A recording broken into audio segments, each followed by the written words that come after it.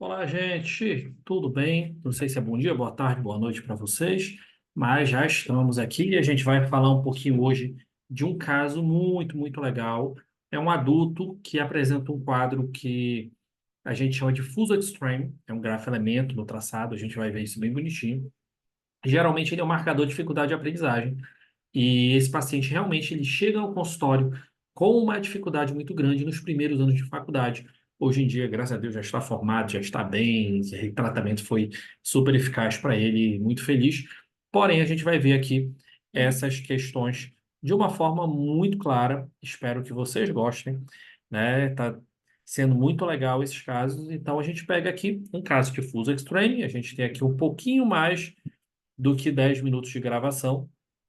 Quando a gente tem algum grafo-elemento que chama a atenção durante o período de avaliação, eu tenho o costume de prolongar um pouquinho mais esse processo avaliativo. Então, primeira coisa, né, para quem já está acostumado com as nossas aulas, já sabe um pouquinho sobre a montagem laplaciana, que a montagem laplaciana vai fazer uma correção direta da polaridade do EEG, então ele muda um pouquinho a cara do EEG, mas ele traz mais qualidade, fica mais fidedigno a nossa análise do EEG aqui. Logo em seguida, para facilitar a nossa vida, a gente pode fazer aqui um passa-faixa de 1,5. Para quê? Para que esses traçados eles fiquem mais lineares, fiquem mais bonitinhos, para que fique mais fácil da gente ver essas análises. Paulo, é obrigatório fazer isso? Claro que não, isso é uma escolha de cada profissional. Eu estou fazendo aqui muito para facilitar a nossa vida na análise, tá bom? Então a gente vem aqui, ó, análise de componentes independentes. Então, para quem já acompanha, também já sabe o que é o ICA. O ICA, que são nossas análises de componentes independentes, ele vai servir especificamente para fazer a retirada de artefatos repetitivos, piscada de olho, principalmente piscada de olho. É o que a gente mais vai ver aqui, piscada de olho, movimento de olho lateralizado. Logo de cara, a gente vai fazer a retirada. E em cima disso, a gente vai ter um traçado muito mais puro, muito mais adequado. Ó, então aqui a gente vai ter nosso traçado em preto, aqui, esse traçadinho preto. Deixa eu pegar aqui nossa setinha, que é importante para ir mostrando para vocês, tá? Nosso traçado preto aqui desse lado.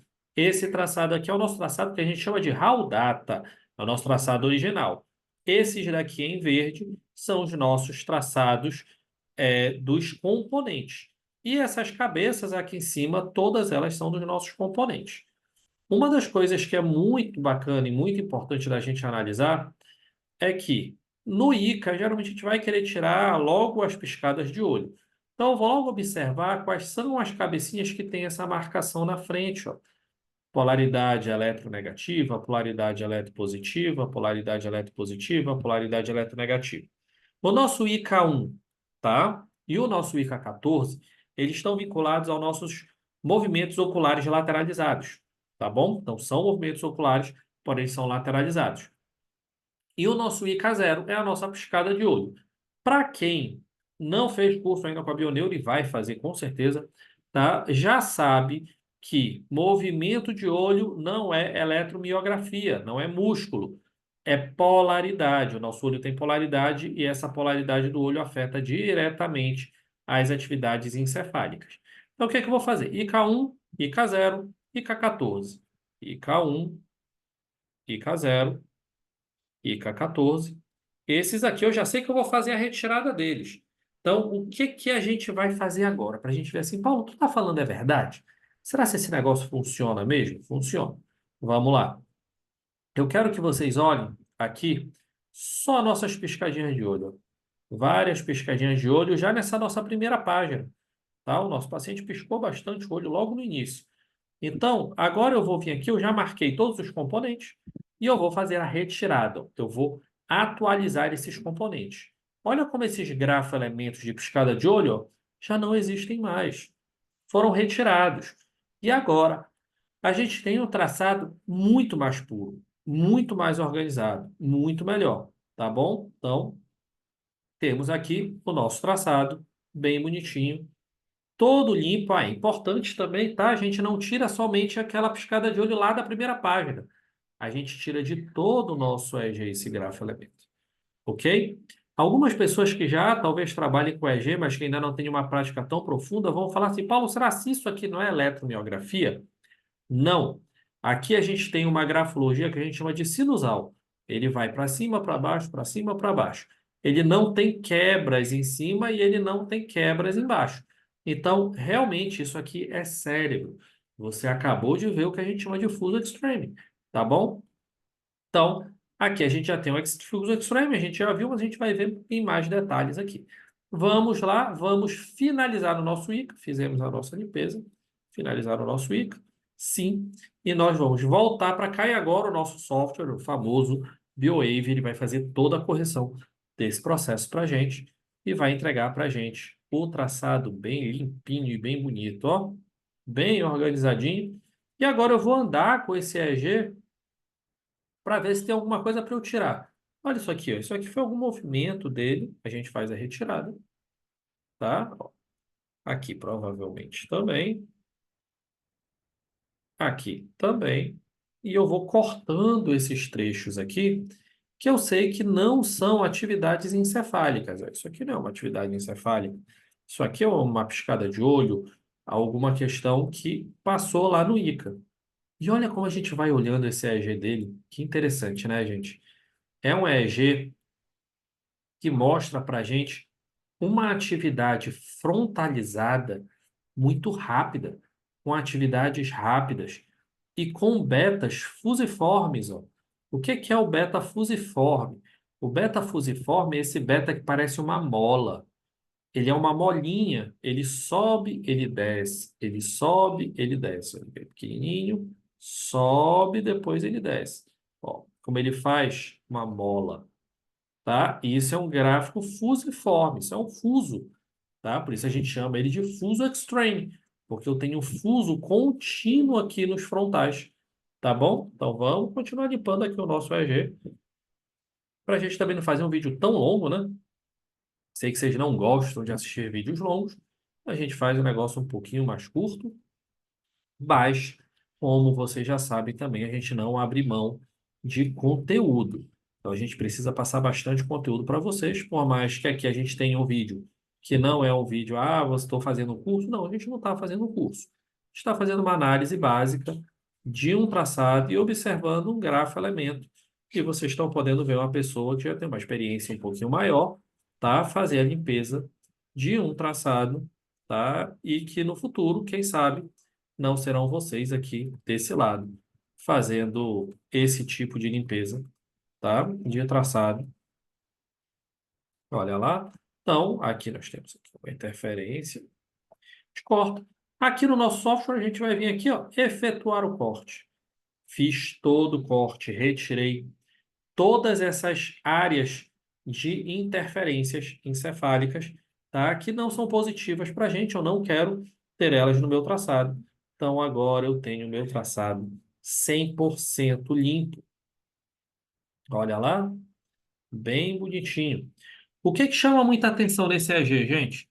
Vamos lá, vamos pegar aqui. Primeira coisa que chama muita atenção nesse EEG, ele é um EEG de atividade rápida. É um EEG de um paciente provavelmente com ansiedade também, preocupado, tenso. Mas olha como essa grafologia aqui do frontal, ela chama atenção. Ó. Eu vou vir a câmera aqui para mim, que eu quero fazer um movimentozinho para vocês verem. Lá no frontal, parece que o EG ele vai fazendo assim. Ó. Ele abre, ele fecha, ele abre, ele fecha, ele abre, ele fecha, ele abre, ele fecha. O que que é isso? São os gráficos fusiformes. Eles vão fazendo essa grafologia boleadinha, tá? Esses gráficos fusiformes é exatamente o que a gente está falando, que é o nosso fuso extreme. Então, vamos voltar aqui para o nosso traçado. Ó, Paulo, como é que eu tenho certeza que é um fuso extreme? Não é interferência. É um gráfico sinusal e que se a gente for passando ele aqui, ó como é que ele vai aumentando e baixando, aumentando e baixando, aumentando e baixando o tempo todo, tá? Depois de um tempo, outra característica desse paciente é ele lentifica essa região posterior da cabeça. Ele vai lentificando. Então ele lentifica, ele vai relaxando, ele vai ficando mais tranquilo, tá? E durante todo o período do EG, ele mantém esse gráfico fusiforme, tá bom? Tem um cara que eu gosto muito chamado Santiago Brand. E ele me ensinou aqui, é um cara que me ensina as coisas muito úteis. Se você vir aqui, ó, e marcar, isso daqui é uma quinta de segundo. Esse gráfico fusiforme eu tenho 1, 2, 3, 4,5, 5 Hz, mais ou menos, tá? Então, se vamos pegar aqui 5 para arredondar. Se é uma quinta de segundo, 5 vezes 5, 25 Hz. Vamos ver aqui na nossa análise espectral. Será que vai bater em torno de 25 Hz? Olha lá, o meu pico de fuso extreme está por aqui, ó. Olha, 23 Hz, bate bem próximo do que a gente viu lá, né? Ó, então, quando eu olho, e particularmente eu, quando me enviam um EEG, muitos alunos meus me enviam um EEG, e eles me mandam às vezes só essa imagem.